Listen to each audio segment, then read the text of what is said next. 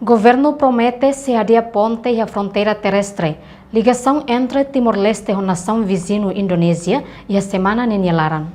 Informação hiraknai hatou Husi Ministro Obras Públicas Abel Pires ba jornalista Sira foi remata reunião Conselho Ministro e a Palácio Governo quarta-feira lorong ida fulang março tinangne.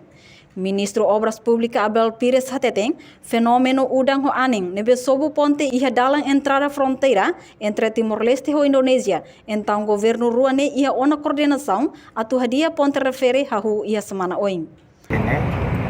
Ini Ministro Finanças.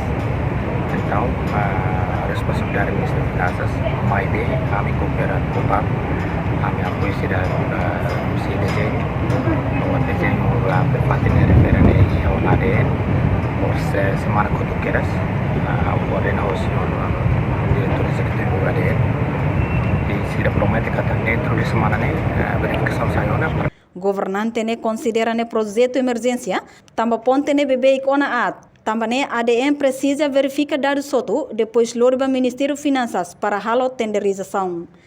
Emergência, mas aí nem cá pode ser bebê com, e ele tamo na ba ADN para verificar tanto na nível transport, então se resolve quando ADN resolve tudo, documento fica para Ministério Finanças para halo tender. Enquanto previsão gasto total orçamento para projeto reconstrução ponte e a fronteira ne, membro oitavo governo ne dehang, reindet levantamento ne ADN halau dadão, ne montante orçamento bele sai ou bele tum, depende do resultado do levantamento. Reportagem Florindo Coluna Televisão Timor Post.